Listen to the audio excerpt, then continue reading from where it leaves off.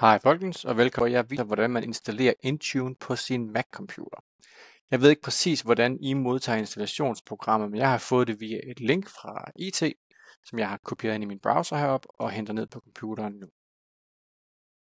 Her eksisterer den så under Downloads. Jeg kan klikke her, og så kører installationsprogrammet.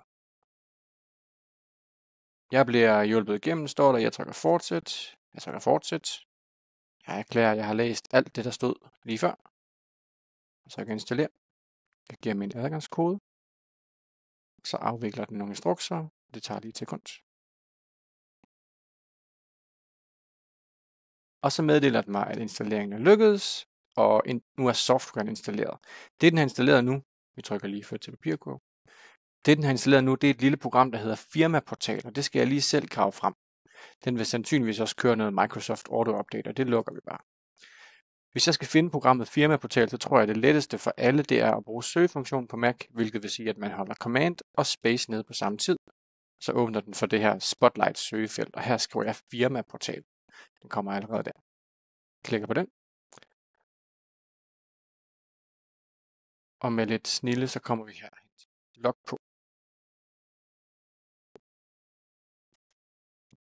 Vi når herhen til, og her skal jeg indtaste min SG-adgangskode. Så langt, så godt. Nu skal vi så sætte programmet op på computeren. Det gør så, at vi trykker på Begynd. Vi trykker på Fortsæt. Og så vælger vi Download profil. Når det sker, så kommer den her pop-up. Profil hentet. Gennemse profilen i systemindstillinger, hvis du installerer den. Og den kommer helt af sig selv, når jeg trykker på OK. Nu er jeg inde i systemindstillinger. Og der står her, profilen er ikke installeret. Dobbeltklik for at gennemgå. Det gør jeg. Jeg vælger installere. Og så begynder den ellers at arbejde. Den beder om min adgangskode igen, og nu er det ikke min SG adgangskode, altså den jeg bruger til for eksempel Lecture. Nu er det min computer adgangskode, den skal have i stedet for, altså den jeg bruger, når jeg starter min computer igen. Og den kommer her.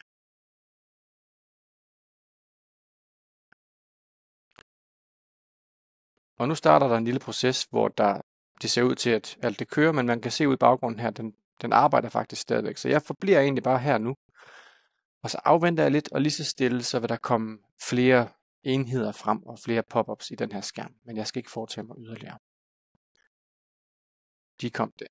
Der er også en pop-up om adgangskoderegler opdateret. Næste gang du logger ind, skal din adgangskode muligvis opdateres, og så er den allerede væk igen. Men det der stod var, at vi skal lave en ny computeradgangskode, som lever op til de regler, som SG har stillet op. Og det er noget med et specialtegn og et antal tal, tror jeg det er. Min adgangskode levede ikke op til kravene, så jeg skulle sætte en ny adgangskode op, og det gik rimelig smertefrit. Eneste udfordring er, at man skal så huske sin nye adgangskode. Den glemte jeg lige første gang.